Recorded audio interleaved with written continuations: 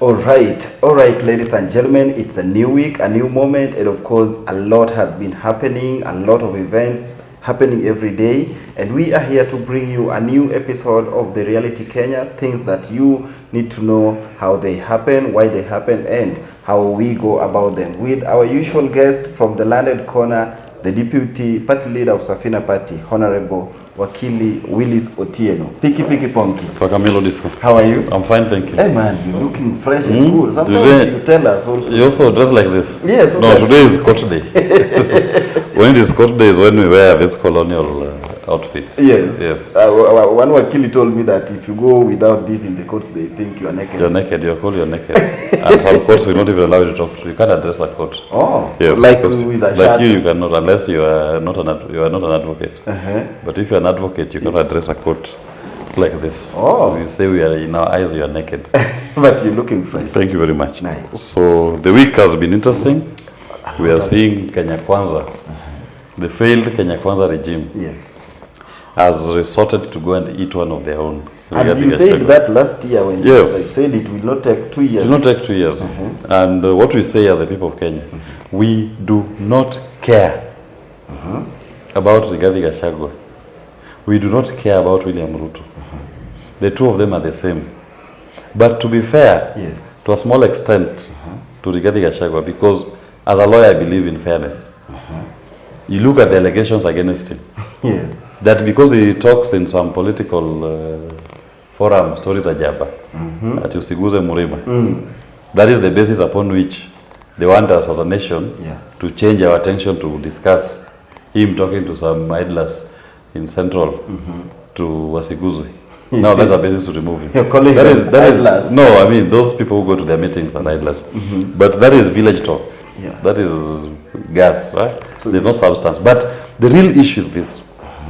The grounds for impeaching a deputy president are the same grounds for impeaching a president. So aura for aura. If we ask who has done something that has affected the people of Kenya negatively, as I'm sitting here, 60 plus Kenyans have been killed under William Ruto's watch. Not by civilians, but by police. Not even a single police officer is in court for the deaths of those Gen Zs who were killed. Number 2, abductions, forced disappearances. Bob Njagi and the Longton brothers barely made it. They were held in Communicado for 32 days by people who are definitely state officers under William Ruto's watch. Not a single person has been taken to court. No investigations have been done. He's the head of the executive. Number 3, JSS teachers have not been properly employed. In fact, if it's a question of favoritism, William Ruto's MPs walk around in funerals, distributing employment letters. Yes, you saw the MPs appearing in funerals somewhere in Rift Valley and in Kisii. Just calling names like... With letters, and you're given an employment letter by TSC to go and report. Is that not divisive? You are discriminating against some Kenyans? Number 4, disobedience of court orders. How many court orders has the executive superintended by William Ruto ignored? And no action is taken against those officers. Number 5, our healthcare system is in shambles. Kenyans are dying of treatable diseases. There is no functioning healthcare system here.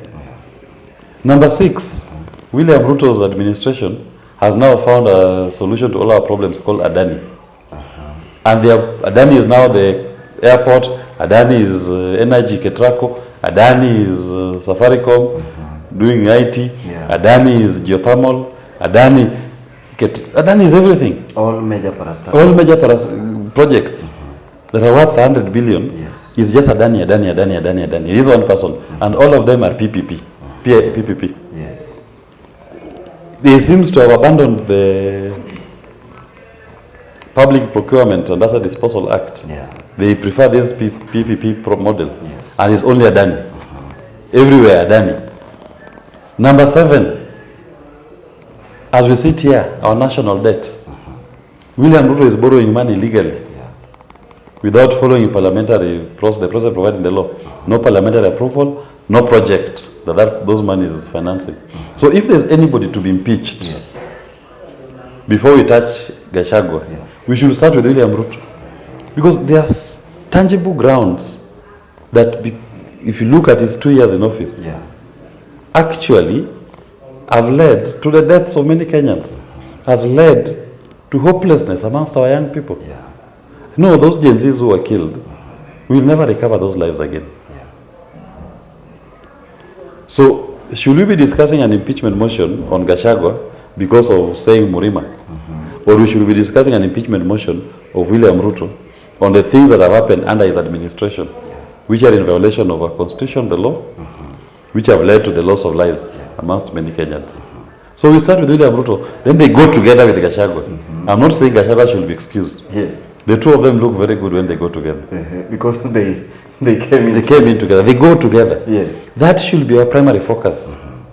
Because this fish is rotten from the head, not from the neck. So don't tell us that if you remove the neck, you can still eat the fish. It's still rotten.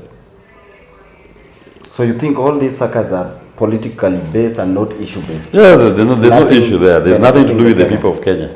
How will removing Gachagua there affect Kenyans? At least to his credit, he never walked around with the TSC appointment letters. To his credit, he was not the commander-in-chief when 60 Kenyans were being killed during the Gen Z protests. To his credit, he is not the one who chaired cabinet meetings where Daddy just seems to be the favorite child. To his credit, he is not the one who is superintending over illegal borrowings in this country. So that is where the problem is, because Kenyans care about our issues, our governance. We don't care about politicians. So if we are going to say we are doing this to improve the lives of Kenyans, then we go to where the problem is. That is where you remove it. Let's discuss William Ruto's 2 years in office and ask ourselves, has he improved our lives, or has he stagnated, or has he deteriorated our lives? In my view, he has deteriorated our lives. Kenyans are poorer today than they were yesterday. And tomorrow they'll be poorer than they are today. But he says, DP says that he's being like pushed because he has been fighting for Kenyans. Do you think he does not fight for Gachagua, fights for himself? In fact, even this fight with William Ruto has nothing to do with Kenyans. Have you ever heard Gachagua condemn Mandamano? I mean, so condemn killings of Mandamano people. Have you ever heard him talk about need for fair abductions? He's never. Have you heard him even say anything about Adani? So where are Kenyan issues in his problems? There are no Kenyan issues there. He does not. Gachagua was very comfortable with what was going on. He only started making noise about himself, and even when you see him walking out there, he's only talking about himself.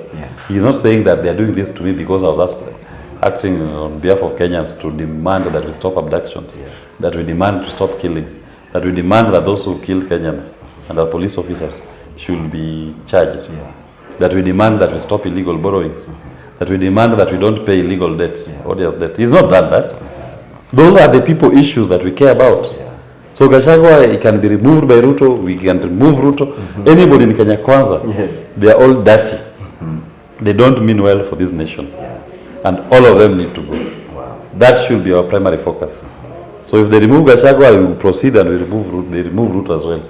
Then we will tell Kenyans to get leaders that mean well for this nation. Talk to Kenyans about the current political situation. Do not be distracted. That is a Kenya Kwanza fight. Our issues should be still on the ball. Our eyes should be on the ball. Our feet should be on the pedal. And we are saying that anything that is not about improving the lives of the people of Kenya does not concern us. That is our national conversation. Anything about Kenya Kwanza people eating each other, let them eat each other. Let them ban each other. Let them do whatever they want to do each other. We do not care. And anybody who cares needs more civic education for them to be enlightened and their eyes to be opened. That the new Kenya we are working in, the new Kenya we are building, is a Kenya where it is the people's interests that is supreme, not individuals, not politicians. Thank you very much, Team Piki Piki Ponki. Wow, thank you so much. And we wish you all the best in the courts today. Thank you. Every person who has been watching, thank you so much. My name is Simi Kenya. Until next time, keep following Wakili's social media platforms on Facebook, Twitter, Instagram, and TikTok so that you can get all the daily and new updates from the Reality Kenya and other programs that Wakili do. Thank you so much. Bye-bye. Until next time.